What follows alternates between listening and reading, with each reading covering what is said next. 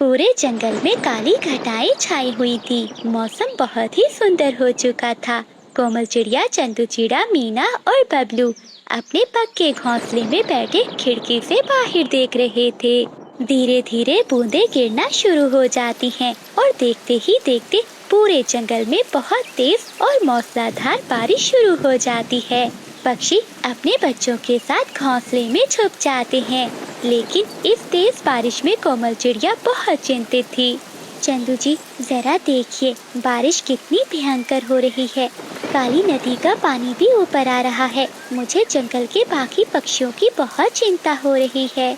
उधर जंगल के दूसरे कोने में बादल कप्पा और बिजली कप्पी का घोंसला बहुत कमजोर और कच्चा था। तेज बारिश और तूफानी हवा के कारण उनके घर की छत उड़ जाती है और उनका बेटा जुगनू ठंड से कांपने लगता है। बादल जी, हमारा घर तो पूरा टूट गया है। अभी इस तूफान में हम अपने बच्चे को लेकर कहाँ जाएंगे? पूरे जंगल में कहीं पनाह नहीं मिल रही। बिजली चिड़िया का घर बहुत पक्का है, चलो चुपके से इसके घर चलते हैं। बादल जी, परंतु वो हमें अपने घर में क्यों घुसने देगी? कोई चालाकी करनी होगी। ऐसा सोचते हुए बादल कप्पा और बिजली कप्पी अपने पूरे विचार के साथ वहाँ से उड़ जाते हैं। रास्ते में उन्हें एक विशाल पेड़ के खोखर के तने में एक चमकता हुआ पुराना छाता दिखाई देता है, जिससे नीली रोशनी निकल रही थी। वो कोई साधारण छाता नहीं था, बल्कि एक जादुई छाता था जो तूफान को रोक सकता था।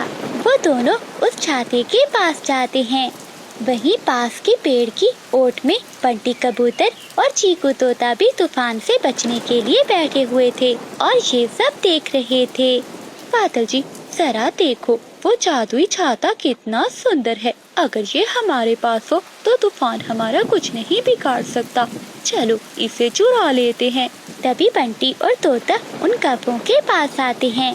बादल कप्पे, खबरदार, जो इस जादुई छाते को पंख लगाया, ये पहाड़ी के बुजुर्गों की अमानत है, चोरी करना छोड़ दो।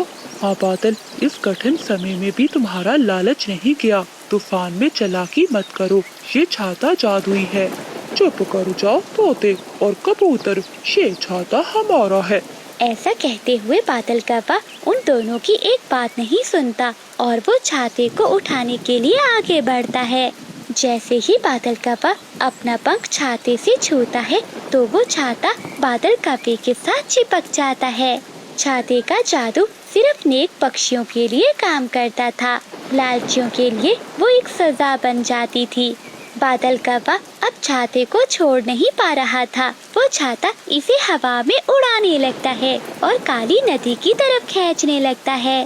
बिजली बचाओ, बंटी भाई, चीकू भाई, मुझे बचाओ, ये छाता तो मुझे नदी की तरफ ले जा रहा है। बादल, मैंने तो तुम्हें पहले ही सावधान किया था, परंतु तुमने हमारी बात नहीं सुनी। अब भुगतो। वो छाता बादल कप्पे को नदी की ओर उड़ा कर ले जाता है। बंटी कबूतर तोता कोमल चिड़िया के पास जाते हैं और उसे सारी बात बताते हैं। चिड़िया उन दोनों के साथ तुरंत काली नदी की तरफ उड़ती है। जैसे ही वो नदी के पास पहुंचते हैं तो देखते हैं नदी का पानी उबल रहा था। बादल कप्पा छाते समेत नदी के ऊपर था।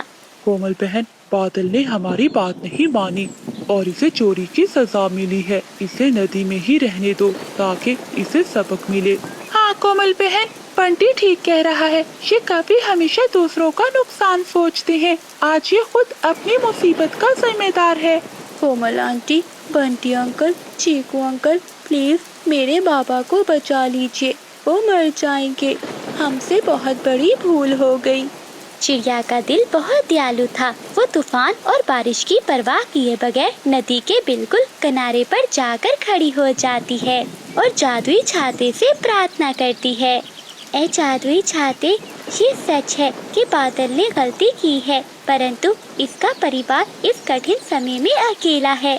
प्लीज अपनी दया दिखाओ और इसकी जान बचा लो। कोमल चिड़िया के साफ दिल और अच्छे संस्कार को देखकर जादुई छाते का गुस्सा शांत हो जाता है। छाता बादल कप्पे को किनारे पर फेंक देता है और उड़ता हुआ खुद चिड़िया के पंखों में आ जाता है। जैसे ही कोमल चिड़िया उस छाते को छूती है तो उसमें से एक सुनहरी रोशनी निकलती है और पूरे जंगल का तूफान और तेज बारिश रुक जाती है। काली नदी का पानी भी शांत हो जाता है। कोमल बहन, मैं हमेशा तुम्हारा बुरा सोचता था, परंतु तुमने इस भयानक तूफान और बारिश में अपनी जान पर खेलकर मुझे जिंदगी का नया दान दिया है। काफी आज चिड़िया बहन ने तुम्हारी जान बचा ली है। अब तो अपना स्वभाव बदल लो और चोरी त्याग दो। हाँ बादल, अच्छाई की ताकत हमेशा चालाकी से बड़ी होती है। अब अच्छे पक्षी बनकर जियो। कोमल बहन, बंटी भाई, चीकू भाई, आज से हमारा लालच और चालाकी खत्म हुई। बादल जी और मैं हमेशा ईमानदारी से रहेंगे। बारिश अब हल्की और प्यारी हो चुकी थी। आसमान पर एक सुंदर धनक निकल आया था। कोमल चिड़िया कौवों को अपने घर में ले जाती है।